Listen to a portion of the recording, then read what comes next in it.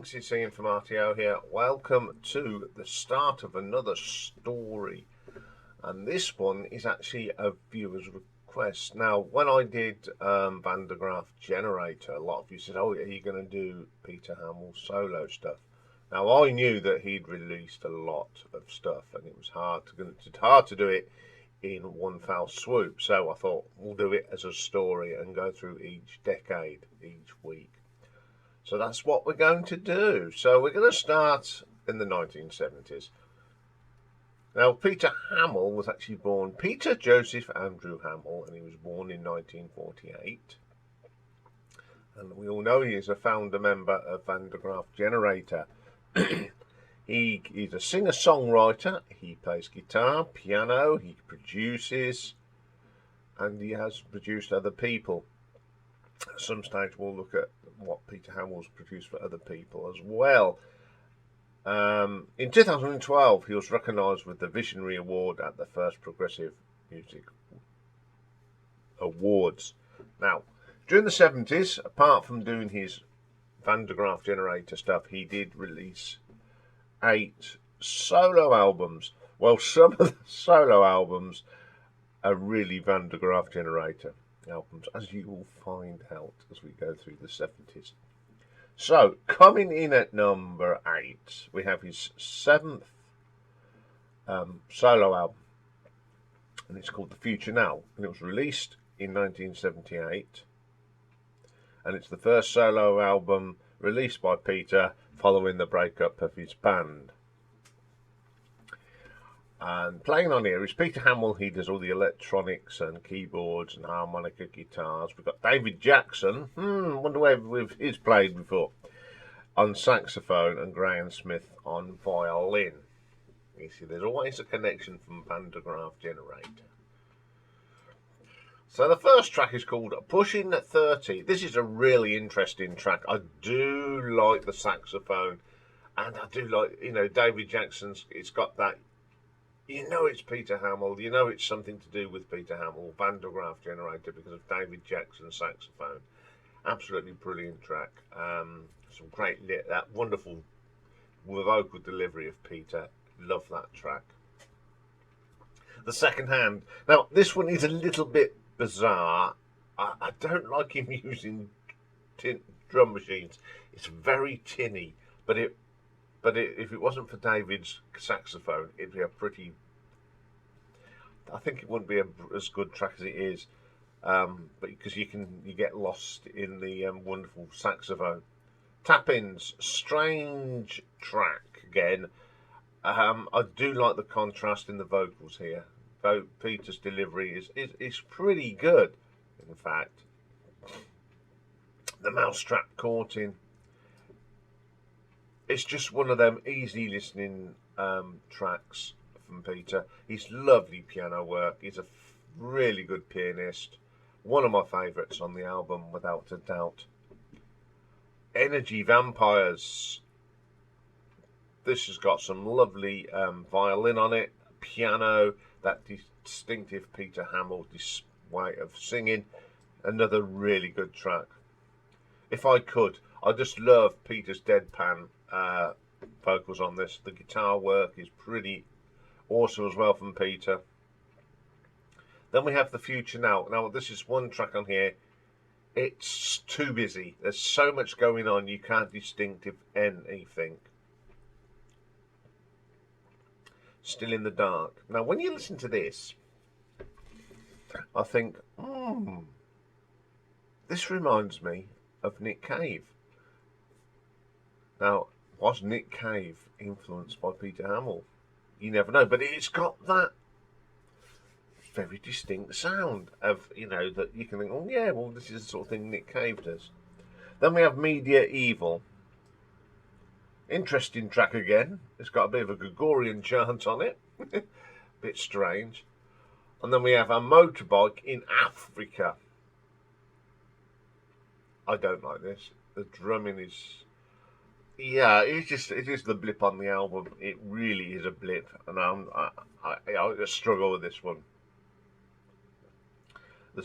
just like I do this one, the cut. It's very strange. It sounds like the whole thing's being played backwards, and it really irritates me. Then we have Palinurus Castaway, a strange combination, of piano and keyboard, and it's okay. It's not a bad album. There's some really strange stuff on here, but I'll give this an RTO ranking of 6 out of 10. Okay, then coming in at number 7, we have the 8th solo album, released in 1997, and it's called PH7. So on here is the same people that played on The Future Now. It's Graham Smith and Peter and David Jackson.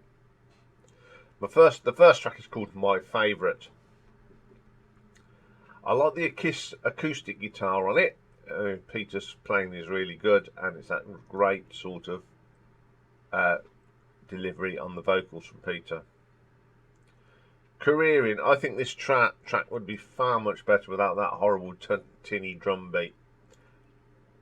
It's okay. Port On Down, my favourite track here. We've got some real grungy sort of guitar here, and the vocal from Peter is fantastic. Great track. Mirror Images, got a really groovy bass line. The keyboards on top. It's a really strong track. Handicap and Equality. I do like this. There's a great interplay here between the acoustic guitar and piano. Now, considering it's Peter, he's not in. He's sort of how he gets it to work. That it sounds like it's two people just playing off each other is fantastic. Then we have a track called Not for Keith. This is a spoken word thing. There's no singing really in this. Okay. The Polaroid, not a bit fan of this. I think it's a little bit off kilter for me. The Old School Tie, good track. I think my only criticism of this one is that it's a little bit too long, but it's a really good, strong song. I think towards the end you sort of get lost, but on the whole it's a really good track. Time for a Change. Struggle with this one.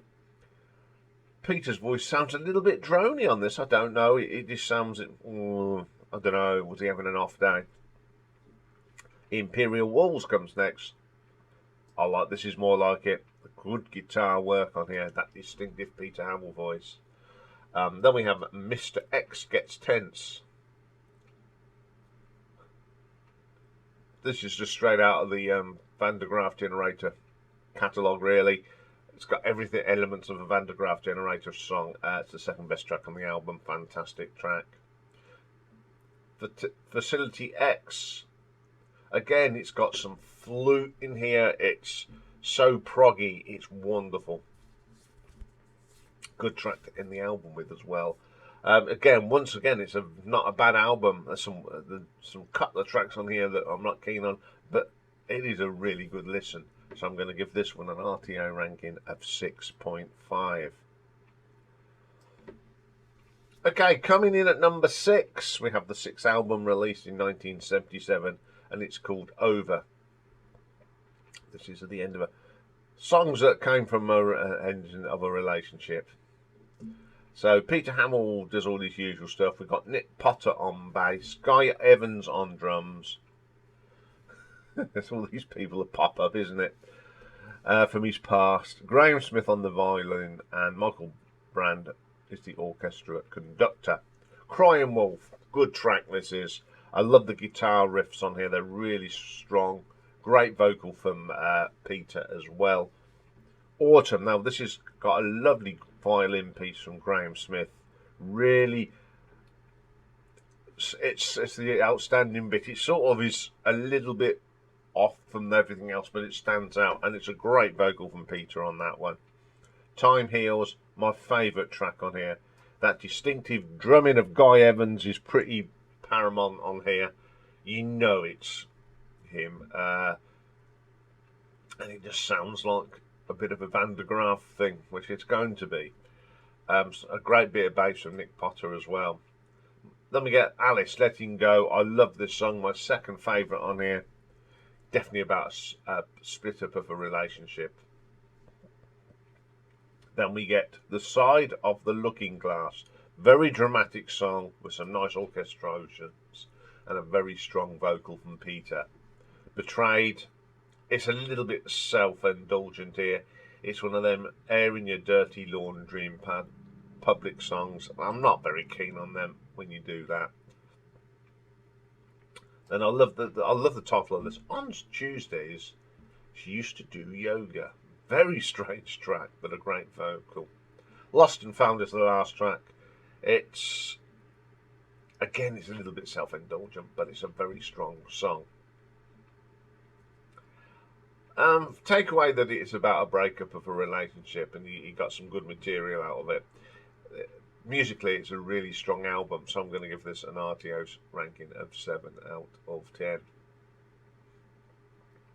Okay, coming in at number 5, we have the second solo album from 1973, Chameleon in the Shadow of the Night. It followed the aftermath of the breakup of Van der Graaf Generator. Other ex-members of Van der Graaf Generator play on this album. So we've got Peter Hammill, on doing his usual, including the mellotron. Hugh Banton plays Hammond organ as he would. Guy Evans plays the drums, and why not? David Jackson on acoustic and electric tenor saxophones, the flute, and Nick Potter on bass. Yes, a version of Van der Graaf Generator. So you know it's going to be good. The first track is German Overalls. Absolutely brilliant track. Love this. There's no difference from listening to this than a Van der Graaf Generator track. Lovely bit of Hammond organ from Hugh in the middle. Great vocal. Fantastic track.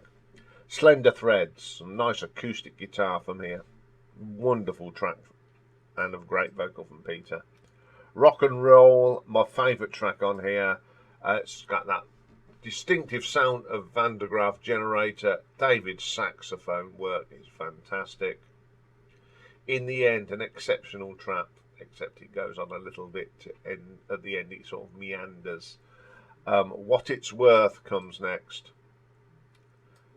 Wonderful, great vocals, some great guitar work on here. The drumming from Guy is fantastic.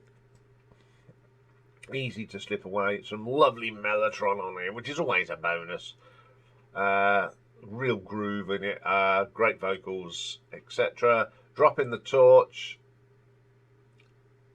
The one here that musically is good, but I think Peter's voice is a little bit drony on this again.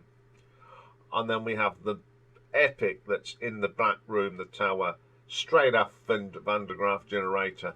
Absolutely brilliant track to end the album. It's got all them elements you expect from Van der Graaf Generator.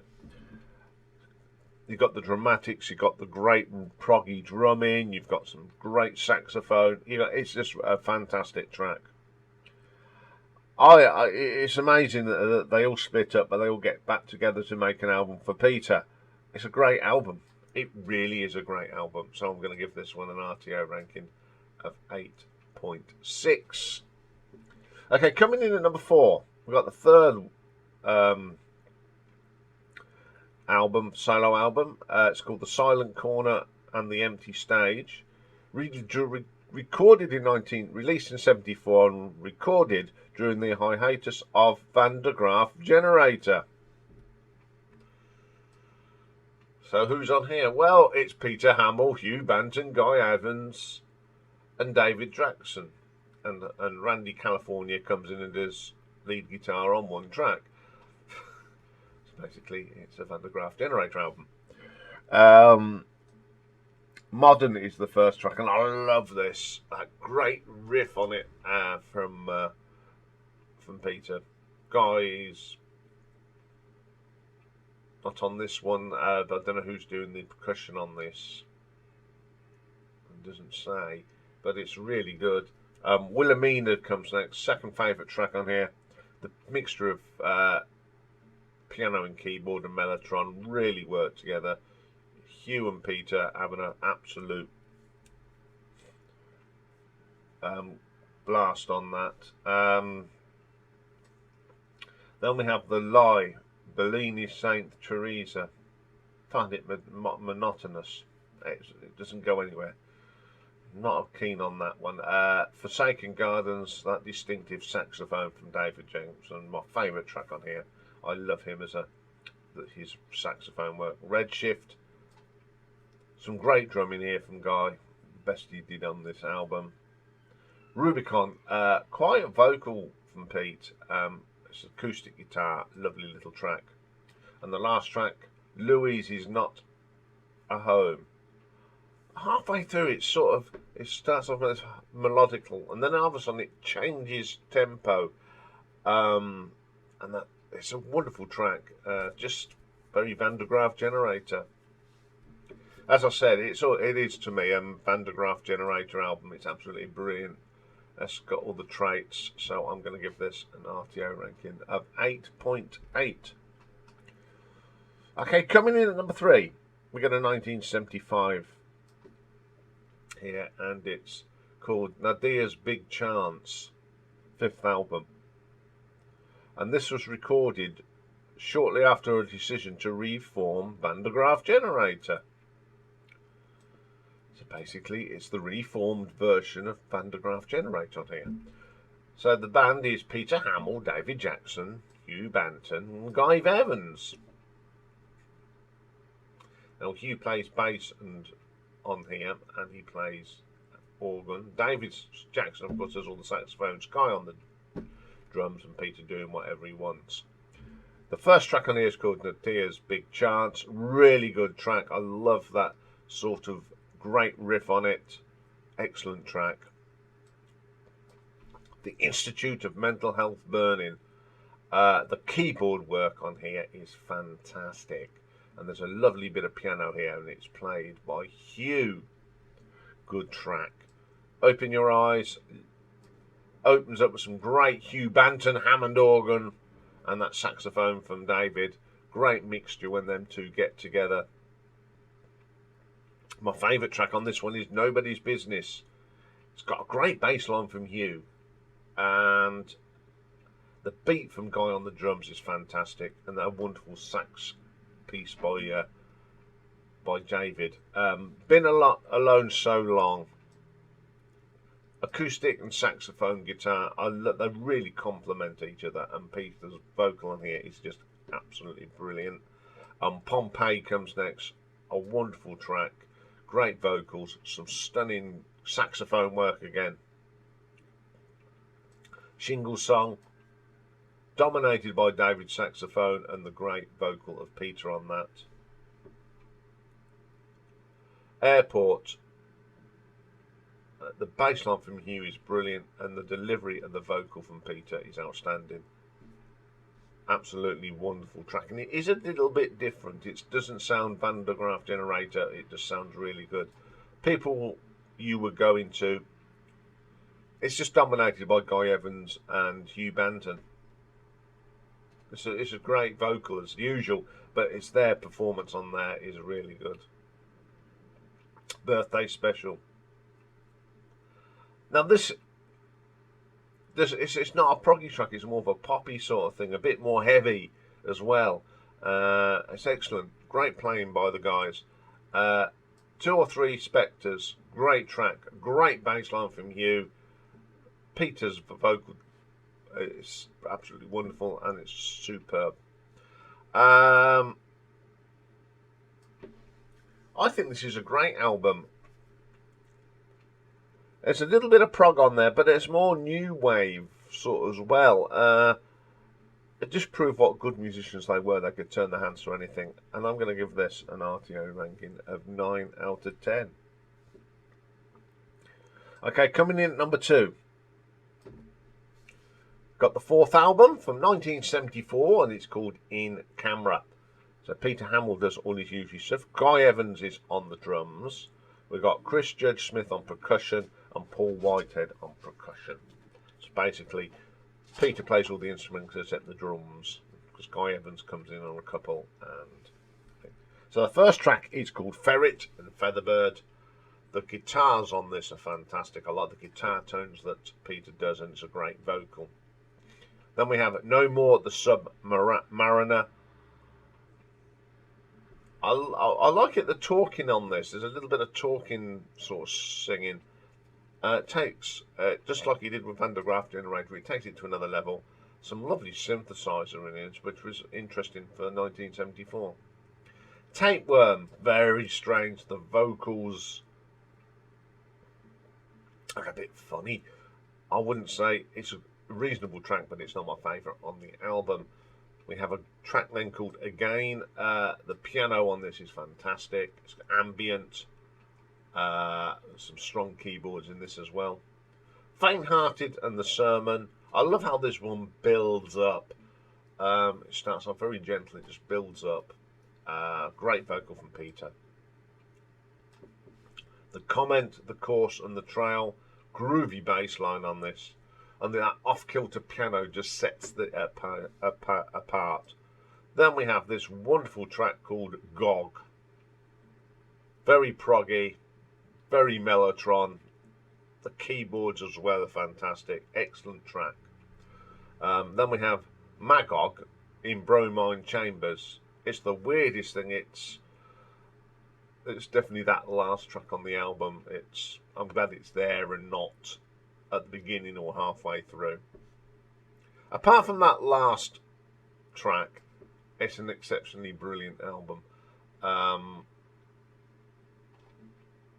love Gog. I think it's just a fantastic proggy track. So I'm going to give this an RTO ranking of 9.3. But my number one album, and I think this is a lot of people's favourite 70s album from Peter Hammill, and a lot of people think this is his best album. I tend to agree. Is that from his debut album from '71, A Full Mate. And the album was recorded in the midst of one of Van der Graaf's Generator's most prolific periods. Hammil used the album to record a backlog of songs which were much shorter and simpler than the Van der Graaf Generator material. So on here, Peter Hammill does all lead vocals, acoustic guitar and piano. Robert Fripp, King Crimson, does the guitar on quite a lot of the tracks. Guy Evans does some drumming as well. Martin Pottinger does some drumming. Hugh Banton is on here doing piano and organ. Rod Clements on bass and violin. Nick Potter on the bass. Ray Jackson on harp and mandolin. David Jackson, of course, doing all the saxophones. Got Paul Whitehead on tam-tam. And the fluctuating choral is Guy, Hugh, Dave, Ray, John, Norman, Alistair, John and Peter. First track on here is the brilliant Imperial Zeppelin. It's just dominated by the saxophone work of David Jackson and that fantastic guitar from Robert and a great vocal from Peter. It's an absolutely amazing track. Candle, magical, great vocals from Peter. It's just a fantastic track. Happy, quirky little number, 2 minutes and 36. A great short track, but it's just... I wonder if this is a little bit that Peter put together that was not used on the Van der Graaf Generator albums, because it's just so short and it's fantastic. And it didn't probably fit into anything that he was doing. Solitude, now this is this is more psychedelic. It's absolutely wonderful. It's a fine vocal from Peter. Vision, one of my favourite piano tracks that Peter has ever done. It's just a gentle song with a great vocal. Reawakening, some great drumming on here. It is Guy Evans, of course, that distinctive Guy Evans sound, and the sax is great as well. It's got a little bit of groove to it as well. Then we have Sunshine. It's got alto sax on this from David. It's a bit disco-y in places. Child, the acoustic guitars are brilliant. A wonderful delivery of vocals by Peter. Summer Song in the Autumn is next. A very short but wonderful track. The piano on this is just delightful.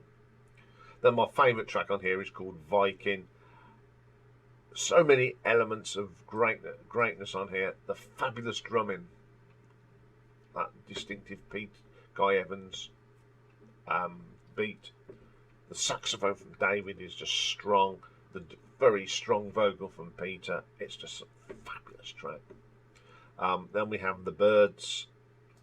Very delicate in places. Some delicate drumming from Guy this time. Very, very good vocal from Peter. And then the last track, I Once Wrote Some Poems. It's got the only thing I don't like about it is at the end that piercing synthesizer that comes. It really not on good on the ears, but the rest of the track is fabulous. This is a fabulous album.